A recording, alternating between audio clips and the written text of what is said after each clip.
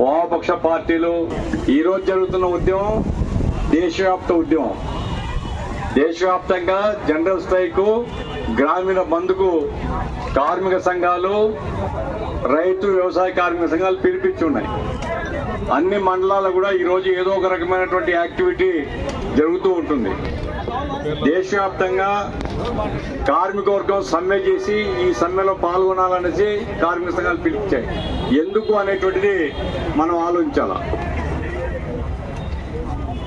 దేశంలో నిందా మొన్న మీరు చూసింటారు, పంజాబ్ నుంచి, హర్యానా నుంచి, ఉత్తరప్రదేశ్ నుంచి పెద్ద ఎత్తున వచ్చారు. ఢిల్లీ బయటనే ఆపేస్తున్నారు. డ్రోన్లు అంటే పైన తిరుగుతుంటాయి కదా, డ్రోన్ల ద్వారా టీయర్ గ్యాస్ వదులుతున్నారు. చెవులు పగిలిపోయేటట్లుగా శబ్దాలు చేసేటువంటి సోనిక్ బాంబులు పేలుస్తున్నారు. మనిషిని చంపవు, కానీ ఆ శబ్దాలు విపరీతమైపోయి మనంతకు మనమే పారిపోతాం. రైతులు రానియకుండా శత్రు సైన్యాల మీద దాడి చేసే పద్ధతిలో ఈరోజు దాడి చేస్తున్నారు. ఏం కోరుతున్నారు రైతులు? మద్దతు ధర. ఏదైతే ఇంతకుముందు నరేంద్ర మోడీ ప్రామిస్ చేశారు, రైతులు అయ్యా మాకు మద్దతు ధర ఇవ్వండి. ఎంఎస్ స్వామినాథన్ మొన్న భారత రత్న ఇచ్చారు. ఎంఎస్ స్వామినాథన్ ఈ దేశానికి ఆహారాన్ని ఉత్పత్తి చేయడంలో విప్లవాన్ని తెచ్చిన వ్యక్తి. ఎంఎస్ స్వామినాథన్ యొక్క సూత్రం ఏమిటంటే, రైతు ఆత్మహత్యలు జరగకూడదు అనుకుంటే పెట్టుబడి ప్లస్ 50% అదనంగా కనుక మద్దతు ధర ప్రకటిస్తే పంటకు ఆ రకంగా పెట్టుబడి పోతుంది. ఈ 50%తో రైతు బతుకుతాడు, అప్పుల పాలు కాడు, చావడు, ఆత్మహత్యలు జరగవని ఆయన చెప్పిన సూత్రం. ఆయనకేమో భారతరత్న ఇచ్చారు, రైతులకేమో మద్దతు ధర ఇవ్వలేదు. ఈరోజు రైతు పరిస్థితి, పంట పండినా కరువే. పంట పండుతుంది కొనే దిక్కు లేదు, నామినల్ ధరలు. పంట పండకపోతే కరువే. ఈ రకంగా రైతులు అప్పులపాలైపోయి వ్యవసాయం నాశనం అవుతుంది. రైతు సంఘాలు పోరాడుతుంటే భారతదేశాన్ని మాట్లాడి సమస్య పరిష్కారం చేయడం కాకుండా రైతుల మీద యుద్ధం ప్రకటించేటువంటి పద్ధతిలో జరుగుతున్న పరిణామం మనకు తెలుస్తాం. అట్లాగే కార్మికులుగా 44 కార్మిక చట్టాలు రద్దు చేసి 4 లేబర్ కోడ్లను తెచ్చిపెట్టారు. ఈ 4 లేబర్ కోడ్లలో కనీస వేతనాలు ఉండవు, పర్మనెంట్ అయ్యే హక్కు ఉండదు, ప్రావిడెంట్ ఫండ్ అందరికీ రాదు,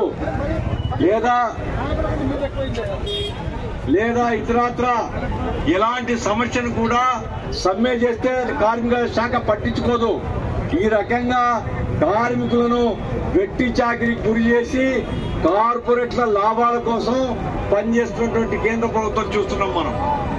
భారతీయ జనతా పార్టీ పెట్టుబడిదారులతో పనిచేస్తుంది తప్ప కార్మికులు, కష్టజీవుల తరఫున లేదు, రైతుల తరఫున లేదు. ఎందుకు నరేంద్ర మోడీ పోవాలంటున్నాం? ఇందుకోసమే. నరేంద్ర మోడీ ప్రభుత్వం సామాన్య ప్రజల యొక్క కష్టాలు పట్టించుకోవడం లేదు, సామాన్య ప్రజల యొక్క సమస్యలు పట్టించుకోవడం లేదు.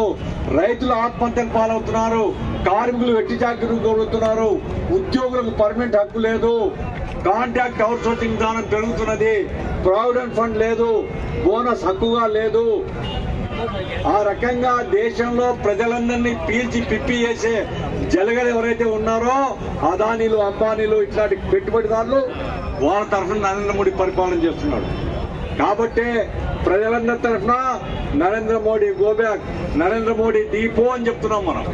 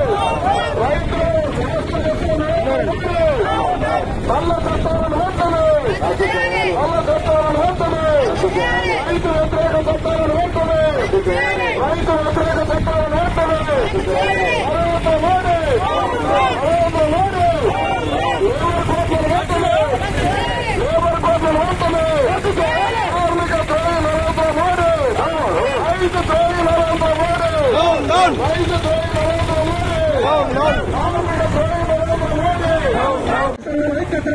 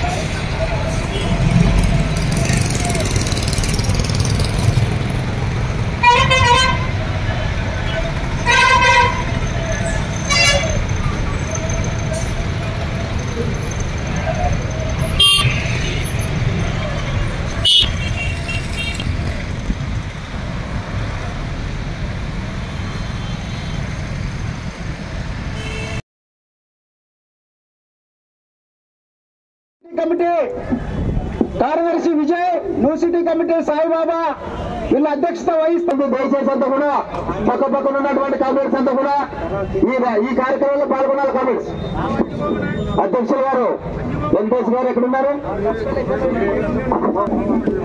టీఎన్టీసీ నాయకులు నరసింహులు గారు ముందుకు రావాలి.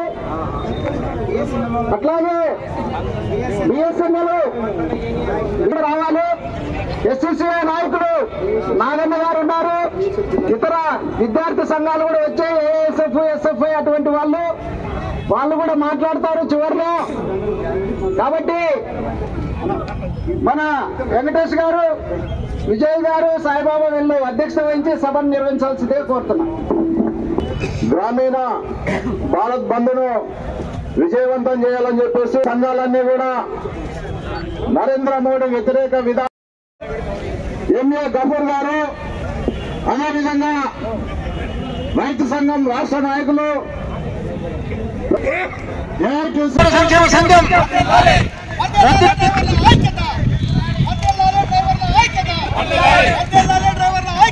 రద్దు చేయాలి.